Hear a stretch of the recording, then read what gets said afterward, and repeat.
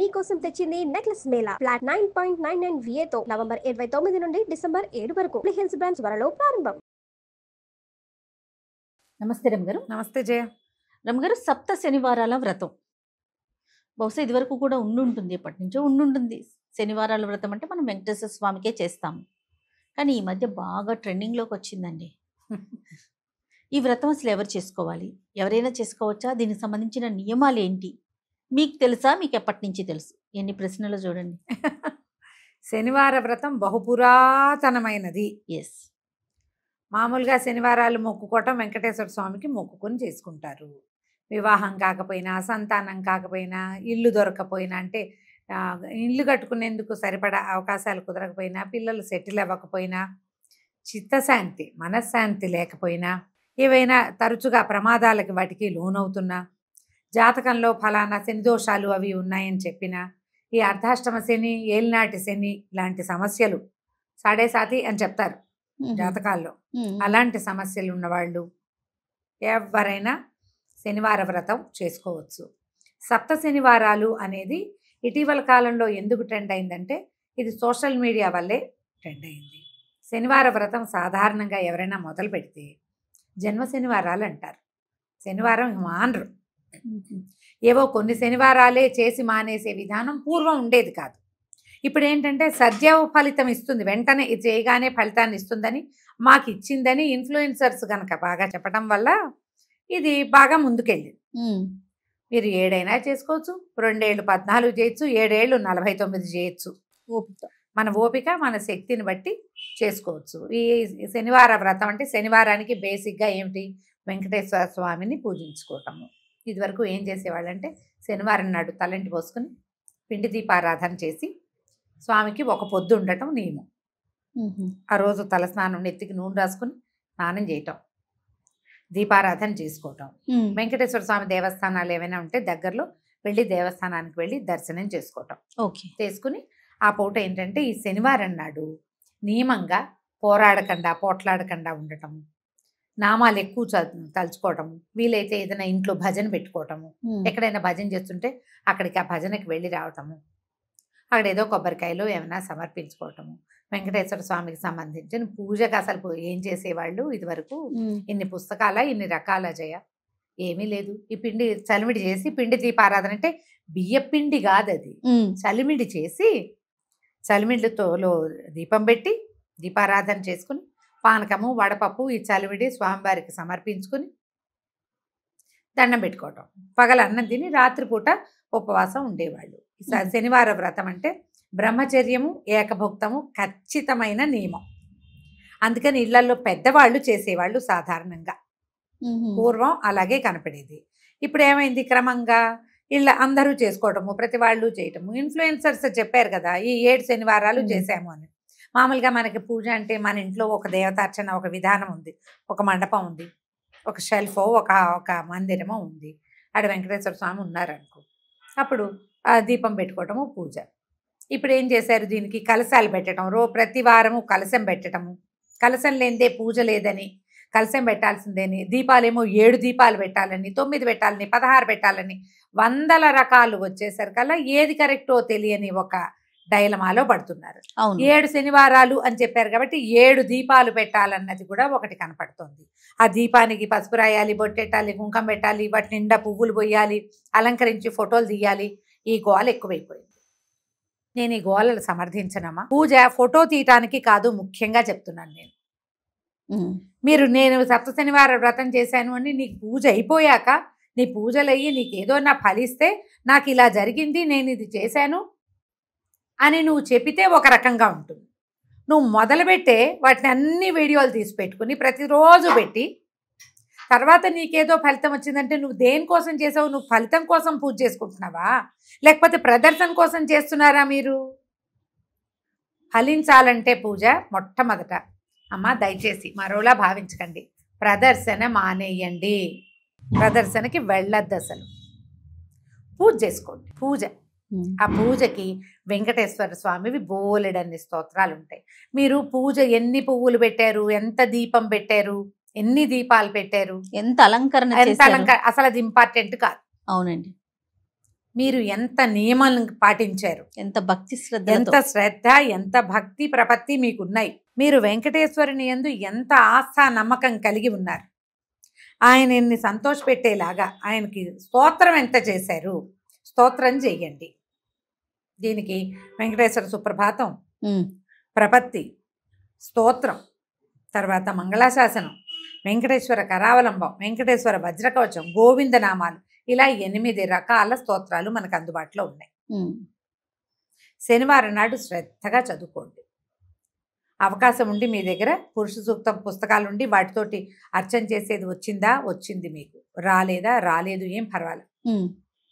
శనివారం పొద్దున్న తలంటి పోసుకోండి.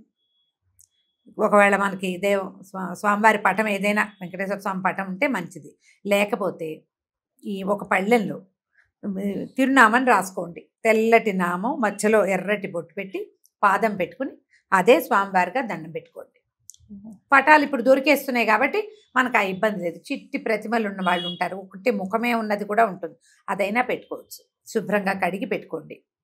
గంధం అంటించి తర్వాత దాని మీద కుంకుమ బొట్టు పెట్టుకోండి. దీపారాధన, మామూలు దీపారాధన చేసి, మామూలుగా మొదట దీపారాధన చేసేసి చలిమిడి చేయండి. బెల్లము, బియ్యపిండి, తర్వాత కాస్త నెయ్యి, కొద్దిగా ఒక్క పాల చుక్క వేస్తే మీకు ఏంటంటే అది చక్కగా ముద్ద అవుతుంది. రోట్లో వేసి దంచినా చలిమిడి ముద్ద చేసుకోవచ్చు. చేత్తోటే శక్తి కొద్దీ నలిపి, మా అమ్మ అయితే చేత్తోటే చేసేవారు. బాగా నలపాలి దాన్ని. వేడెక్కి బెల్లం కరిగి బియ్య పిండిని పట్టుకుంటుంది. మిక్సీలో కూడా వేసుకోవచ్చు. వెసులుబాటు. మీకు 7 దీపాలు పెట్టుకోవాలనే ఆసక్తిగా ఉంటే పెట్టుకోండమ్మా. కాకపోతే ఇందులో ఒక నియమం ఏంటంటే, ఈ దీపాలు పెట్టేమా మనం, ఈ దీపం కొండెక్కాక అది ప్రసాదంగా తీసుకోవాలి. దీని నిండా పువ్వులు పోసి, పసుపులు పెట్టి, బొట్లు పెట్టి, కుంకాలు పెడితే దాన్ని ఎట్లా ప్రసాదంగా స్వీకరిస్తాం మనం? కాబట్టి దీపానికి బొట్టు పెట్టాలన్న నియమం లేదు, అక్కర్లేదు.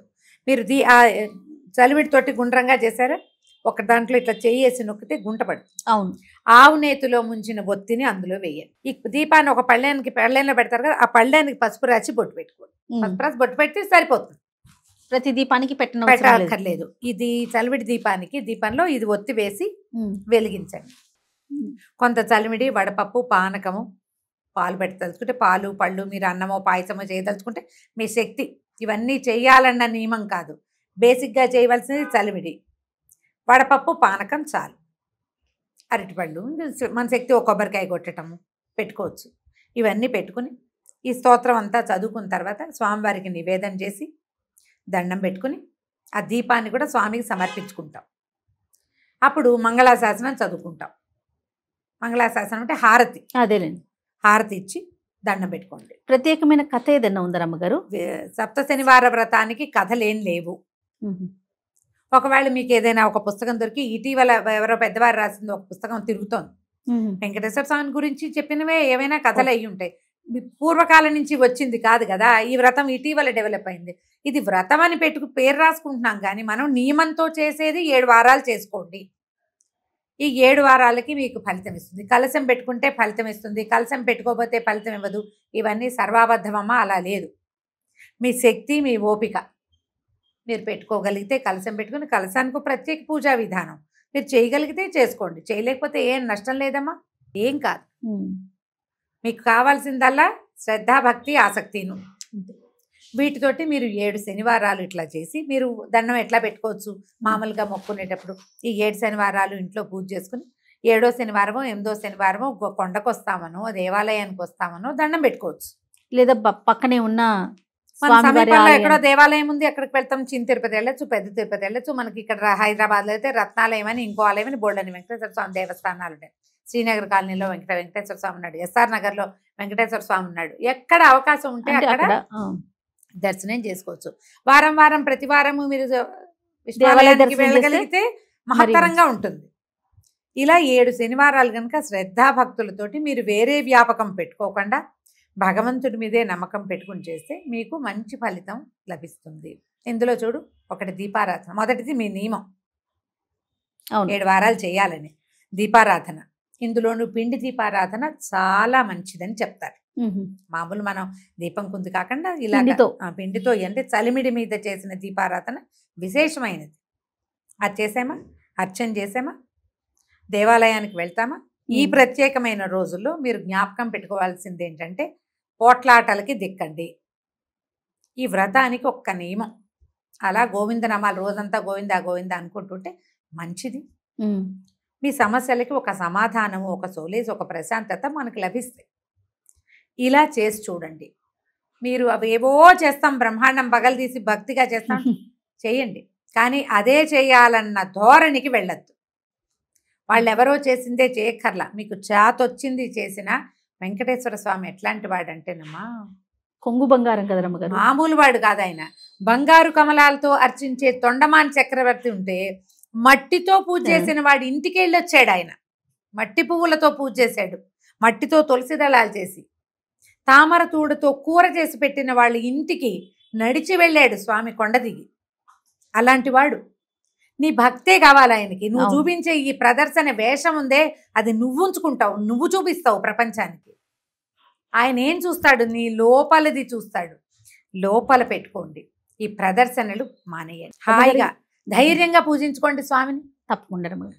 ఇది అంటే ఆనవాయితీగా వస్తేనే చేసుకోవాలా, ఎట్లా రమ్మగారు? ఆనవాయితీ రావాల్సిన అవసరం లేదు, మనం చేసుకోవచ్చు. ఓకే, కొన్ని శనివారాలు అని పెట్టుకుని ఒక సంవత్సరం అంతా కూడా చేసుకోవచ్చు. అంటే వ్రతం అనగానే కొన్ని నియమాలు ఉంటాయి సాధారణంగా. ఇది వ్రతం అని పేరు చెప్తున్నారు కానీ ముందు కాలం నాటిది కాదు. అదేలేండి, శనివార నియమం ముందు కాలం నుంచి వచ్చింది. ఇవి పిండి దీపారాధన ముందు చాలా కాలంగా మనకి 3-4 తరాల ముందు వాళ్ళు కూడా చేసుకున్నారు. ఇలా 7 వారాలే చేసుకోవటం అనేది ఇటీవల డెవలప్ అయింది. 7 కొండలు కాబట్టి ఆ 7 ఆయనకి ప్రీతిపాత్రమని, 7 చేస్తే బాగుంటుందని పెద్దవారు ఎవరో మొదలు పెట్టుంటారు. అవును, అందరూ చేసుకుంటున్నారు. మీరు కూడా చేసుకోండి. నేను చెప్పే కదా, 2 ఏళ్ళు 14 చేయొచ్చు, 7 ఏళ్ళు 49 చేయొచ్చు. ఒక ఏడాది అంతా పెట్టుకోండి. ఒక శనివారం ఆడవాళ్ళకి ఏదైనా ఇబ్బంది వస్తుంది, కుదరదు, దండం పెట్టుకోండి, ఏం కాదు. వినాలి ఇందులో కూడా. 7 శనివారాలు పెట్టుకున్నాం, మన పీరియడ్ అటు ఇటు వచ్చి ఆ శనివారం రోజే వస్తుంది. మళ్ళీ మొదలు పెట్టాలా అని అడిగారమ్మా. 15 మంది అయినా అడిగారు చేయ నన్ను. మేము 7 శనివారాలు వ్రతం చేసుకుంటున్నామమ్మా. 5వ వారం అయిన తర్వాత శనివారం నాడు అనుకోకుండా ఇబ్బంది వచ్చింది, అశౌచం వచ్చింది, మీకే జ్వరం వచ్చింది, పిల్లాడికి ఏదో అనారోగ్యం, హాస్పిటలైజ్ అయ్యారు, మానేస్తే అమ్మ నెత్తెండి చేయడానికి భగవంతుడు మన శత్రువు, మన పగవాడు కాదమ్మా, మన కన్న తండ్రి. అవును, మన తప్పులు కడుపులో పెట్టుకోడు, ఆయన పెట్టుకుంటాడు కదా. ఈ పీరియడ్ వస్తే ఆ ఒక రోజు మానేస్తే మరుసటి వారం చేసుకోవచ్చు. ఆడవాళ్ళు చేసేటప్పుడు ఈ ఇబ్బంది వస్తుంది. మళ్ళీ మొదలు పెట్టాలి ఎవరైనా చెప్తే ఈ వీడియో చూపించండి అమ్మా, ఏం పర్వాలేదు, ఈజీగా చేసుకోండి. ఏదైనా ఇప్పుడు వెంకటేశ్వర స్తోత్రాలు ఉన్నాయా, వీటిలలో నేను చెప్పిన లిస్టులో వెంకటేశ్వర వజ్ర కవచం చాలా చిన్నది, అది నేర్చుకోండి. రోజువారీ కూడా చేసుకోండి, అది ఎక్కువ సార్లు చేయండి, మంచి ఫలితం లభిస్తుంది. ముడుపు కట్టడం లాంటివి ఏమైనా చేస్తారా రమ్మగారు? దీనికి చేయరు. మీకు మీ ఇళ్లలో పద్ధతి ప్రకారం చేసుకుంటాం. 7 లేదా మొదటి వారం ముడుపు కట్టి 7 వారాలు అయ్యాక 8వ వారం మేము కొండకు వస్తామంటే ఇదివరకు అట్లాగా కొండకి సులువుగా వెళ్ళిపోయే మార్గాలు లేవు. ఇప్పుడు అవన్నీ టికెట్లు అవన్నీ ముందు ప్రిపేర్ అవ్వాలి కదా. అవునవును, అవకాశాన్ని బట్టి చేయండి. మీరు ముడుపు కట్టుకుంటే 8వ వారం దగ్గరున్న వెంకటేశ్వర స్వామి గుళ్ళో అప్పచెప్పేయాలి. ముడుపు కట్టకపోయినా పర్వాలేదు. ఓకే, చాలా డౌట్లన్నీ తీరిపోయినట్టు, ఆల్మోస్ట్ అన్ని అయిపోయినాయి రమ్మగారు. ఏదైనా ఉంటే ఇంకొక వీడియో చేస్తాను మళ్ళీ కూడా. అలాగే, నమస్తే. నమస్తే.